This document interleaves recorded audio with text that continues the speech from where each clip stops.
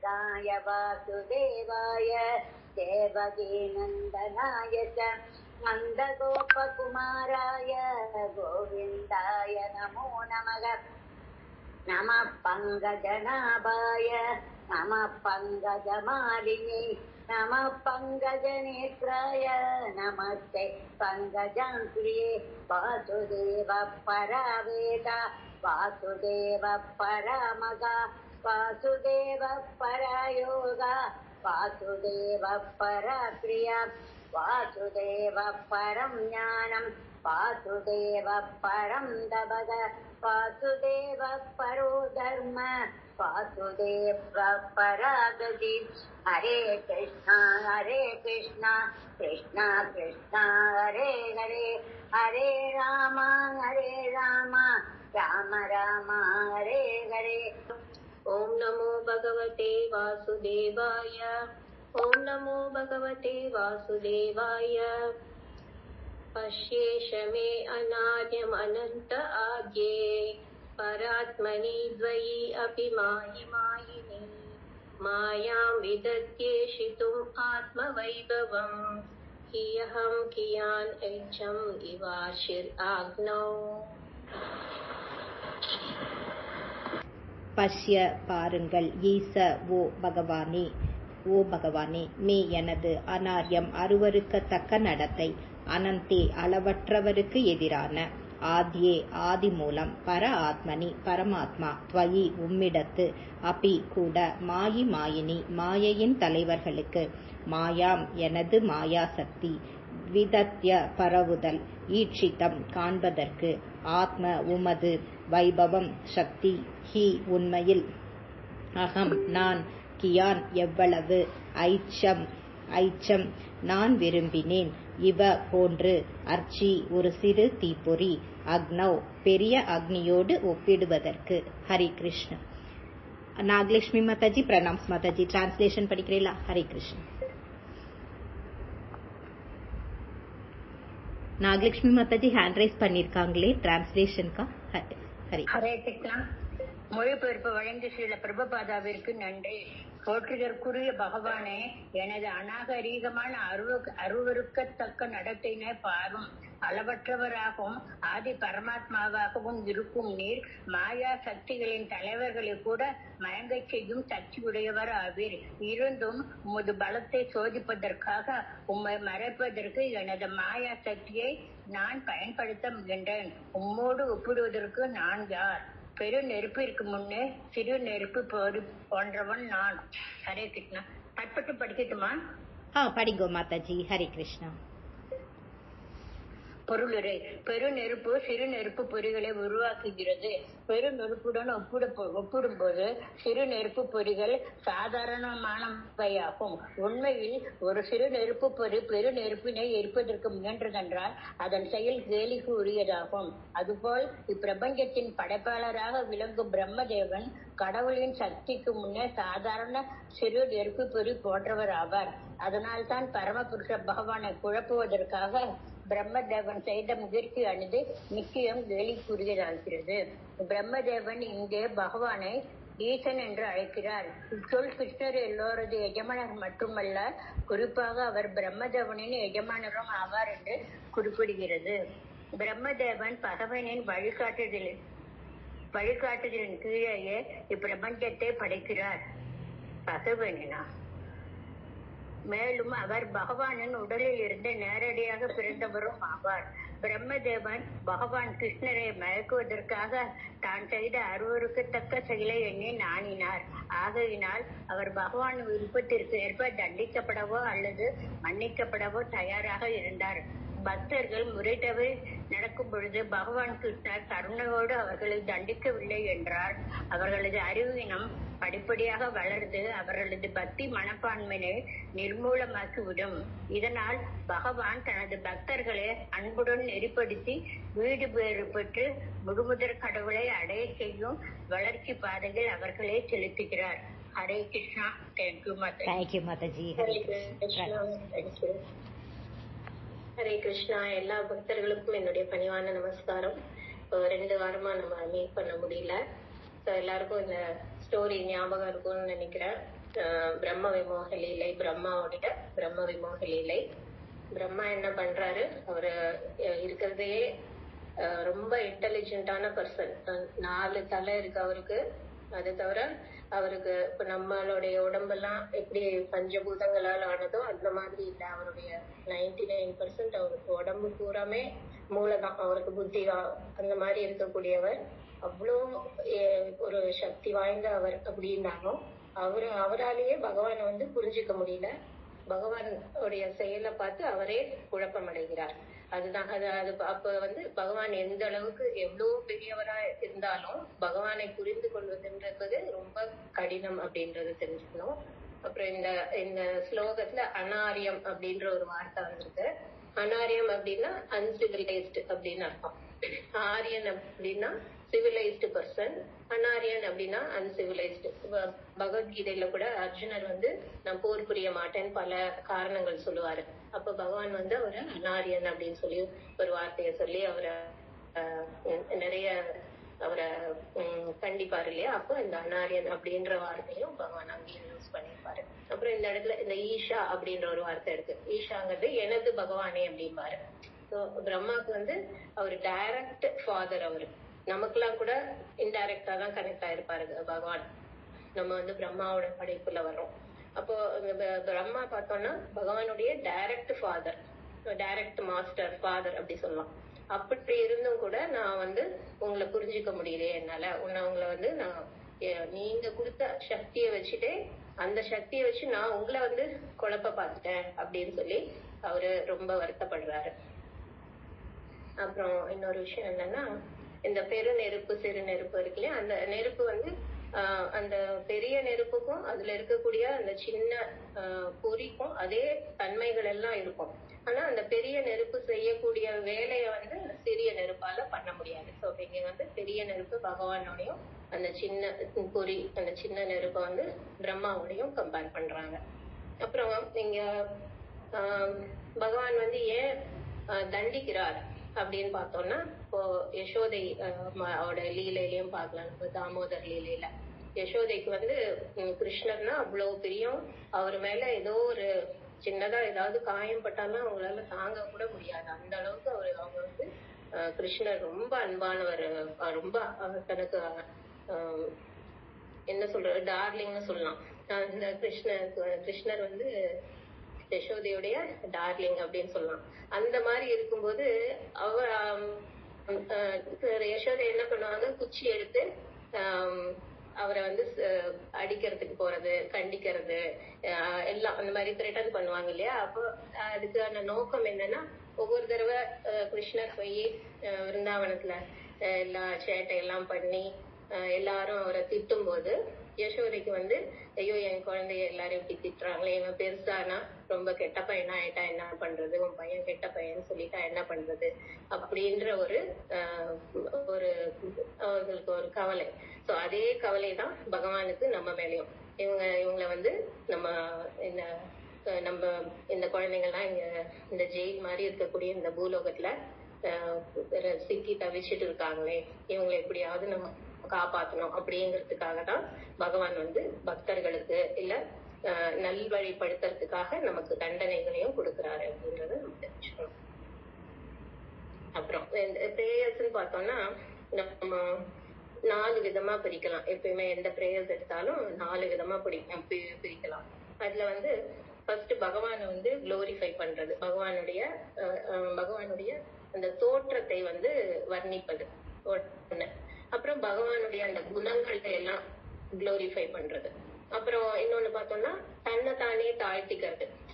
எனக்கு இவ்வளவு பிறவிகள் கொடுக்குற நீ, எனக்கு எல்லாம் கொடுத்துருக்க, இருந்தாலும் என்னால உன்னை புரிஞ்சுக்க முடியலையே அப்படின்னு சொல்லி நம்மள நாமே தாழ்த்திக்கிறது, நம்மள நாமே குறை சொல்லிக்கிறது. இது அப்புறம் லாஸ்டா பார்த்தோம்னா பகவான்கிட்ட பௌதிகமா இல்ல ஆன்மீக விஷயம் ஏதாவது பகவான்கிட்ட கேட்கறது. இந்த மாதிரி பிரேயர்ஸ்னாலே ஒரு 4 விதமா இதை பிரிச்சுக்கலாம். சோ அந்த விதத்துல பார்க்கும்போது இன்னைக்கு பிரேயர் பார்த்தோம்னா பிரம்மா தன்னைத்தானே நான் எனக்கு நான் ரொம்ப இன்சிக்னிபிகன்ட், நான் ரொம்ப இங்க வார்த்தைகள் யூஸ் பண்ணி பாக்குறேன். நான்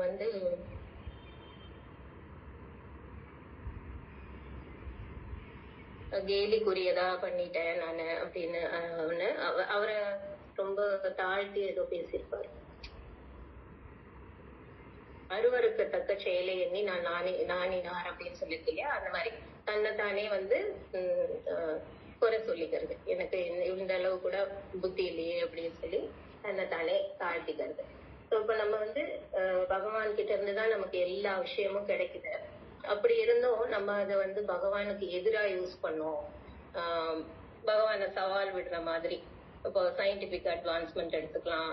இதெல்லாம் நம்ம என்ன நினைச்சுக்கிறோம், என்னோட புத்தியாலதான் இதெல்லாம் முடிஞ்சுது, இந்த அளவுக்கு நவீன நாகரிகம் நல்லா வளர்ந்திருக்கும் போது கடவுள் எல்லாம் எதுக்கு அப்படின்னு நினைக்கிறது. இந்த மாதிரியான விஷயங்கள்லாம் நம்ம பகவானுக்கு எதிரா பண்ற விஷயம். நம்ம எப்பயுமே நல்லா தெரிஞ்சுக்கணும், பகவான் இங்க கொடுத்திருக்கிற எல்லா விஷயங்களுமே பகவானோடது. அதை நம்ம யூஸ் பண்ணலாமே தவிர அது என்னோடது அப்படின்னு நினைச்சு கூடாது. அப்படியே அதை யூஸ் பண்ணாலும் அது பகவானுக்காக யூஸ் பண்றதா இருக்கணும், எனக்காக என்னோட இதுக்காக மட்டும் இருக்கக்கூடாது. அந்த மாதிரி இருந்தா நமக்கு துன்பம் வரும். இப்ப பகவான இப்போ பிரம்மா சேலஞ்ச் பண்ண மாதிரி நிறைய பேர் இந்த மாதிரி சேலஞ்ச் பண்ணிருக்காங்க. கம்சன் பார்த்தோம்னா பூதனா, திருநாவுத்ரா, பகாசுரா இவங்களை எல்லாம் அனுப்பி வைப்பாரு. சின்ன பையன் தானே, கிருஷ்ணரால என்ன பண்ண முடியும் அப்படின்னு சொல்லி. அவங்க கதி எல்லாம் என்ன ஆச்சுன்னு நம்ம பார்த்திருக்கோம். அதே மாதிரி இந்திரன் பார்த்தோம்னா அவரு எல்லா தேவர்களுக்கும் அதிபதி. அவர்தான் எல்லாருக்கும் மன்னர் மாதிரி. அவர் என்ன பண்ணுவாரு, விருந்தாவனத்துல தனக்கு மரியாதை கொடுக்கல அப்படிங்கறதுக்காக பெரிய மழைய வர வைப்பாரு. அந்த மழையினால எல்லாருக்கும் துன்பம் வரணும்னு நினைப்பாரு. அந்த அளவுக்கு தேவாதி தேவர் அவரு, தேவர்களுக்கெல்லாம் ஒரு அவங்க சீஃப் இருந்தும் அவராலேயும் கூட பகவானை புரிஞ்சிக்க முடியல. அப்போ என்ன ஆகும், அவர் இந்த இந்திரனுடைய அந்த கோபத்தை, அந்த இத சரி பண்றதுக்கு பகவானோட சின்ன சுண்டு விரல் வேலை செஞ்சது. அவருடைய அவ்வளவு பெரிய கோபத்தை எதிர்கொள்றதுக்கு பகவானுடைய ஒரு சின்ன சுண்டு விரல் போதுமானதா இருந்தது. இப்போ நம்ம தெரிஞ்சுக்கணும் பகவான் எந்த அளவுக்கு ஒரு பவர்ஃபுல்லானவர் அப்படின்னு சொல்லி. பிரம்மா, சிவா தவிர மத்த எல்லா தேவர்களுமே இந்திரனுக்கு நமஸ்காரம் பண்ணுவாங்க. அந்த அளவுக்கு அவரு பெரிய ஒரு பொசிஷன்ல இருக்கிற பெரிய ஒரு பொசிஷன். அந்த இந்திர பதவிங்கிறது அந்த அளவுக்கு ஒரு பெரிய பதவி. நம்ம எப்பயுமே கிருஷ்ணரை விடையும் குருவை விடையும் நம்ம சிறந்தவங்க அப்படின்னு காமிச்சுக்கணும் அப்படிங்கிற எண்ணம் நல்லது கிடையாது அப்படின்னு நினைச்சுக்கணும். அப்படின்றது நம்ம புரிஞ்சுக்கணும். அப்போ ஒரு முறை பிரபுபாதாவுடைய சிஷ்யர்கள் என்ன பண்ணாங்கன்னா, பிரபுபாத் டெய்லியும் அவருடைய ரொட்டீன் காலையில வாக் போவாரு, அதுக்கப்புறம் பாகவதம் கிளாஸ் கொடுக்கறது, அதுக்கப்புறம் அவர் ரூம்ல இருந்து டிரான்ஸ்லேஷன் பண்ணுவாரு. இந்த மாதிரி அவருடைய ரொட்டீன் காலையில இருந்து அவருக்கு ஒரு டைமுக்கு இந்த டைம் இதுதான் பண்ணுவாரு அப்படின்ற ரொட்டீன் இருக்கும். அப்போ அவங்களுக்கு சேவை பண்ற நிறைய பிரம்மச்சாரிஸ் எல்லாம் இருப்பாங்க இல்லையா, சேவகர்கள்லாம் இருப்பாங்க. அவங்கள ஒருத்தர் என்ன பண்ணுவாரு, ஒரு தடவை ஊருக்கு போயிருப்பாரு. ஊருக்கு போயிருக்கும்போது அங்க ஒரு செருப்பு வாங்கணும்னு சொல்லி, அவருக்கு செருப்பு வாங்கணும்னு சொல்லி ஒரு கடைக்கு போறாரு. அங்க பார்த்தா பிரபுபாத் போட்டிருக்கிற மாதிரி அப்படியே எக்ஸாக்டா அதே மாதிரி ஒரு செருப்பை பாக்குறாரு. உடனே இவருக்கு ஒரு எண்ணம் தோணுது, நான் இந்த செருப்பை வாங்கிட்டு போய் பிரபுபாத் வெளியில போகும்போது அவருடைய செருப்பை எடுத்துட்டு இந்த புது செருப்பை வச்சிடலாம். அப்போ அந்த செருப்பை அவர் யூஸ் பண்ணிட்டு திரும்ப ஒரு ரூம்குள்ள போனதும் திரும்பவும் நான் பழைய செருப்பை வச்சுட்டேன்னா பிரபுபாத் யூஸ் பண்ண அந்த செருப்பை ஒரு பிரசாதமா நான் வச்சுக்கலாம். எப்பயுமே பக்தர்கள் குரு யூஸ் பண்ண அந்த திங்ஸ் எல்லாம் ரொம்ப பொக்கிஷமா வச்சுப்பாங்க. அவரு சாப்பிட்ட அந்த மிச்சத்தை எல்லாரும் பகிர்ந்து சாப்பிடுவாங்க. அவர் அவங்க மோஸ்ட்லி எச்செல்லாம் பண்ணி சாப்பிட மாட்டாங்க. அப்போ அந்த மிச்சத்தை ரொம்ப அது பிரசாதம் அவங்களுக்கு, பக்தர்களுக்கு. சோ அந்த மாதிரி ஒரு இந்த மாதிரி ஒரு இது பண்ணலாம்னு சொல்லி ஒரு பிளான் பண்றாரு. அதே மாதிரி அந்த செருப்பை வாங்கிட்டு போறாரு.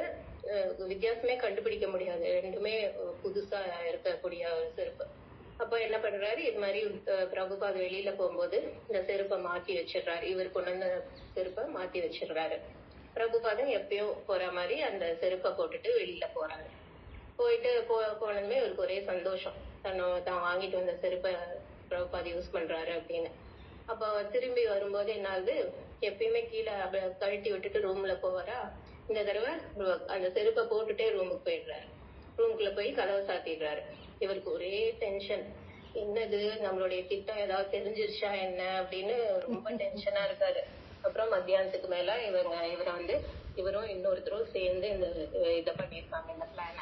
அவங்க 2 பேரையும் பிரபுபாத் கூப்பிடுறாரு ரூமுக்கு கூப்பிட்டு அவங்க கிட்ட நல்லா பேசிட்டு, நீங்க பண்ற சேவைக்கு ரொம்ப நன்றி அப்படின்லாம் சொல்லிட்டு,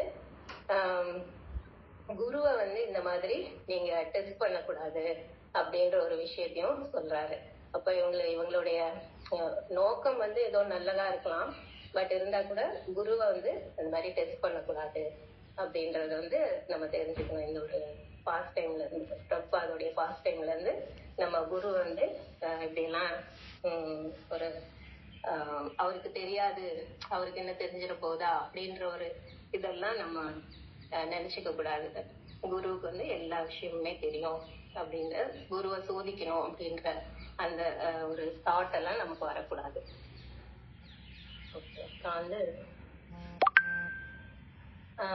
அந்த பனிஷ்மெண்ட் கொடுக்கறதுனால அந்த பெனிஃபிட் என்ன, நம்மள சரிப்படுத்துறதுக்காக. ஸோ பிரம்மா இப்படி அவரு கிருஷ்ணருடைய மெர்சியால அவரோட மாயையில இருந்து வெளியில வராரு. வெளியில வந்ததுக்கு அப்புறம் தான் பண்ணது ரொம்ப அநாகரிகமான செயல் அப்படின்னு சொல்லி ரொம்ப வருந்துறாரு.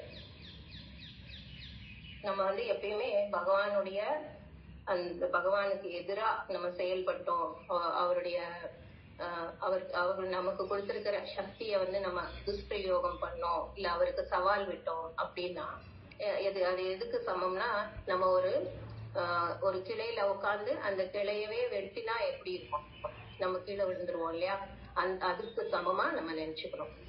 நம்ம ஒரு மர கிளையில உட்காந்துட்டு இருக்கோம், அந்த கிளைய நான் வெட்டிட்டே இருக்கேன், அப்படியே வெட்டிட்டே இருந்தா என்ன ஆகும், நம்ம கீழே விழுந்துருவோம். ஸோ நம்ம எப்பயுமே குரு அண்ட் கிருஷ்ணருடைய நமக்கு கொடுத்திருக்கிற அந்த சக்தி ஆகட்டும், இல்ல நமக்கு கொடுத்திருக்கிற எல்லா விஷயமும், இப்ப நம்ம பிறக்கும் போது நமக்கு இந்த பிளானட் இருந்தது, நமக்கு பேரண்ட்ஸ் இருந்தாங்க, நமக்கு ஃபுட்டு எல்லாமே ஆல்ரெடி அரேஞ்ச்டு. நம்ம எதுவுமே நம்ம இங்க படைக்கல, எல்லாமே நமக்கு எக்ஸிஸ்ட் ஆயிருந்தது. அதனால நம்மளால இங்க எதுவுமே தனியாலாம் எதுவும் பண்ண முடியாது, எல்லா விஷயமும் பகவான் கிட்ட இருந்துதான் வருது அப்படின்றத நம்ம மனசுல வச்சுட்டு, அதை நம்ம யூஸ் பண்ணும்போது அந்த பகவானுக்காக யூஸ் பண்ணணும் அப்படின்ற ஒரு ஞாபகம் நம்ம வச்சுக்கணும். இப்போ ஒரு சின்ன பையன்கிட்ட உன் வீடு எது அப்படின்னு கேட்டா என்ன காமிப்பான், தன்னோட அப்பா இருக்கிற வீடு, அந்த வீடை தானே காமிப்பான், இதுதான் என் வீடு அப்படிமா. ஸோ அப்ப அந்த அப்பா அந்த வீட்டுல அவன் அங்க இருக்கிற எல்லா விஷயத்தையும் அவன் யூஸ் பண்ணுவான். அந்த ஒரு டிவி ஆகட்டும், காரோ சைக்கிளோ ஏதோ அந்த வீட்டுல இருக்கக்கூடிய எல்லா விஷயத்தையும் அவங்க அப்பாவோட வீடு அதை நல்லா யூஸ் பண்ணும். அந்த விஷயம் எல்லாம் அவனுக்கு எப்ப கிடைக்கும் அப்படின்னா, அவங்க அப்பா அவனுக்கு ஏதாவது சொத்தெல்லாம் சேர்த்து வச்சிருந்தாருன்னா அதுவும் அவனுக்கு கிடைக்கும். எப்ப கிடைக்கும்னா, அவன் அவங்க அப்பாவை கீழ்ப்படிந்து நடக்கும் போதுதான் கிடைக்கும். அப்படி இல்லாம அவங்க அப்பாவை எதிர்த்து பேசி சேலஞ்ச் பண்ணி அந்த மாதிரி எல்லாம் பண்ணிட்டு இருந்தா அவங்க அப்பா கொடுப்பாரா? அந்த மாதிரி நம்ம இந்த உலகத்துக்கு பகவான் அனுப்பிச்சு வச்சிருக்காரு. அப்ப நம்ம இங்க இருக்கக்கூடிய விஷயங்கள் எல்லாம் நமக்காக. இப்ப நம்ம வீட்லயே வேற ஒருத்தர் உட்காந்துட்டு நம்மளோட எல்லாத்தையும் யூஸ் பண்ணி, நம்ம பேங்க் பேலன்ஸ் யூஸ் பண்ணி, நம்ம காரு, நம்ம வீடு மொத்தத்தையும் எல்லாம் அவங்க யூஸ் பண்ணிட்டு இருந்தா நமக்கு எப்படி இருக்கும்? சோ அந்த மாதிரிதான் அவங்க நீ யாரு அப்படின்னு அவங்கள திரும்ப கேட்டா எப்படி இருக்கும்? சோ அந்த மாதிரிதான் நம்ம இப்ப இங்க இந்த உலகத்துல நம்ம இங்க இருக்கிற விஷயத்தை எல்லாம் நம்மளோட தேவைக்காக நம்ம யூஸ் பண்ணிட்டு பகவானை பார்த்து இங்க சயின்டிபிக் அட்வான்ஸ்மெண்ட் இருக்கு, இது இருக்கு, அது இருக்கு, எங்களோட மூளையால இதெல்லாம் நாங்க பண்ணோம் அப்படின்லாம் நினைச்சிட்டு நம்மளால பேச முடியுது, அந்த பேச்சை வச்சு நம்ம பகவானுக்கு எதிரா பேசுறது, துஷ்பிரயோகம் பண்றது, இதெல்லாம் பண்ணா பகவான் என்ன கடைசி நேரத்துல நமக்கு என்ன ஆகும்? பகவான் கேட்பார், நான் உனக்கு இவ்வளவு டேலண்ட் எல்லாம் கொடுத்தேன், என்ன பண்ண அப்படின்னு கேட்பாரு. அப்பதான் நமக்கு புத்தி வரும். உடனே இன்னொரு பர்த் மறுபடியும் பிறக்க வேண்டி இருக்கும். அதனால நம்ம இங்க இருக்கக்கூடிய விஷயத்தை எல்லாம் பகவானுக்காக நம்ம யூஸ் பண்ணோம். ஒரு பகவத்கீதையில கூட ஒரு ஸ்லோகத்துல பகவான் பௌருஷம் அப்படின்ற வார்த்தை, அந்த திறமை நான் தான், மனிதருக்குள்ள இருக்கக்கூடிய திறமை எல்லாமே நான் தான் அப்படின்னு சொல்லியிருப்பாரு. ஸோ நமக்கு என்ன திறமை இருக்கோ அதெல்லாம் பகவான் கொடுத்தது அப்படின்றத நம்ம நினைச்சுக்கணும். அதுவும் அதே மாதிரி அதுவும் டெம்பரவரி தான். நமக்கு இன்னைக்கு கொடுத்துருக்காரு அந்த திறமைன்னா பகவானுக்கு இது இல்லைன்னு சொன்னா அவரு திரும்ப எடுத்துப்பாரு. அந்த திறமை நமக்கு இருக்கணும் அப்படின்னா அதுவும் நம்ம கையில இல்லை. பகவான் திரும்ப எடுத்துக்க முடியும் அதையும். நம்ம இங்க இருக்கக்கூடிய கண்டுபிடிப்புகள் எல்லாமே நம்ம நன்மைக்காகவும் யூஸ் பண்ணுவோம், தீமைக்காகவும் யூஸ் பண்ணுவோம். அதே மாதிரிதான் நம்ம அறிவோம், நன்மைக்காகவும் யூஸ் பண்ணுவோம், தீமைக்காகவும் யூஸ் பண்ணுவோம். அப்போ நம்ம இந்த பக்தர்களோட வரும்போது நம்ம பகவத்கீதை பாகவதம் எல்லாம் படிக்கும்போது நம்ம இந்த விஷயத்த நம்ம கிட்ட இருக்கக்கூடிய இந்த அறிவையும் எப்படி பகவானுக்காக யூஸ் பண்றது அப்படின்றத நம்ம தெரிஞ்சுப்போம்.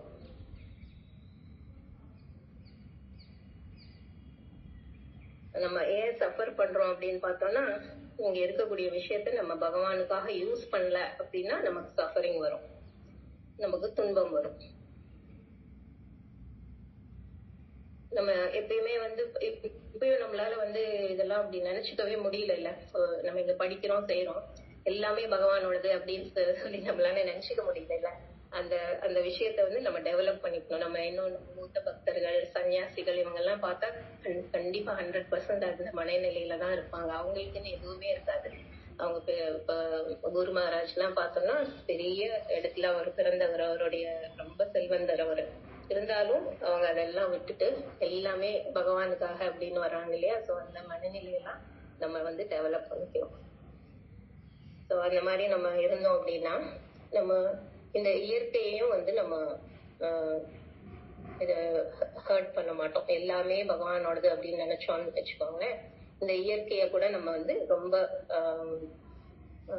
ஏதாவது வெளியில போனா ஒரு குப்பைய எங்கேயாவது தூக்கி போடுறது, எச்ச துப்புறது, அந்த மாதிரி எல்லாம் இல்லாம இந்த பிளானட் நம்ம சுத்தி இருக்கிற அந்த இடத்தையே நம்ம நல்லா வச்சுக்கணும் அப்படின்னு நினைப்போம். ஏன்னா இது பகவானுடைய இடம் அப்படின்னு. பகவான் நம்ம இன்னொரு இடத்துலயோ அந்த விஸ்வரூபம் காட்டும்போது சொல்லுவாரு, இந்த இயற்கை ஃபுல்லா என்னோடதுன்னு. பகவானுடைய அந்த உடம்புல அந்த நரம்புகள்லாம் ஆறா போகும், அந்த மாதிரி இருக்கும். சோ அந்த பகவானுடைய உடம்பு தான், அந்த இயற்கைங்கிறதே பகவானுடைய உடம்பு அப்படின்ற மாதிரி. அப்ப அந்த இயற்கையும் நம்ம ரொம்ப ஜாகிரதையா நம்ம அத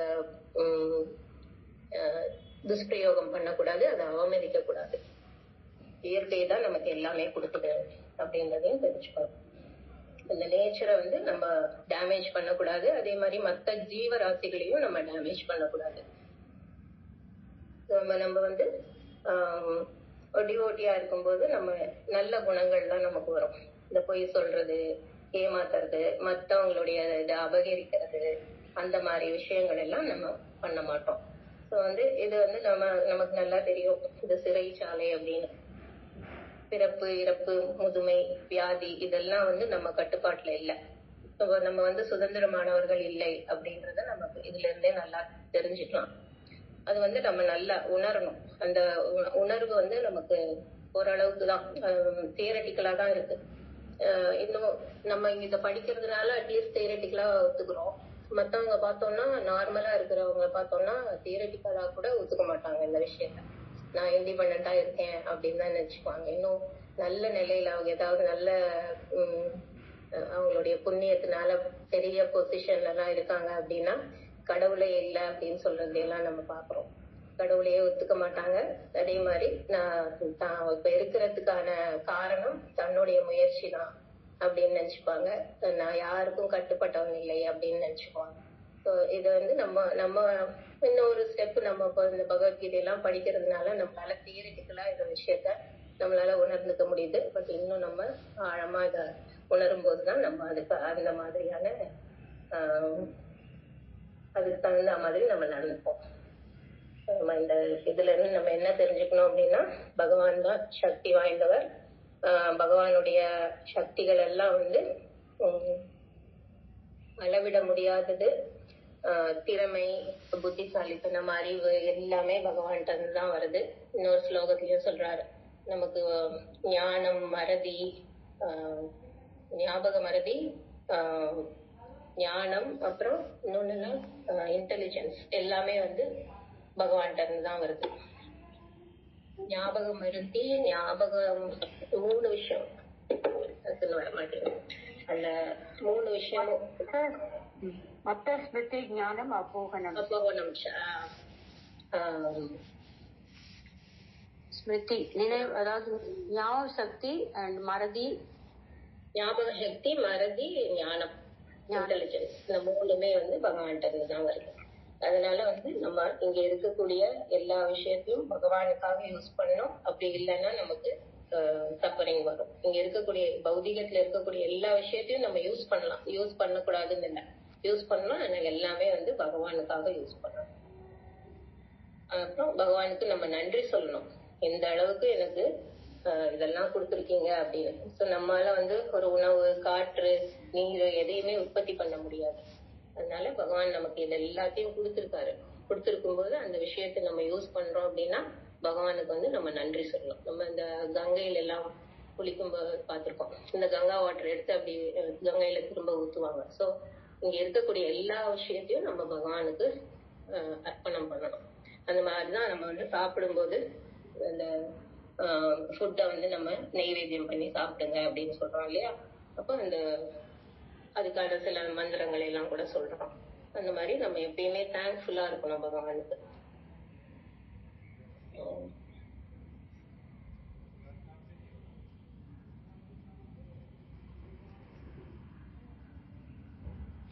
ஓகே,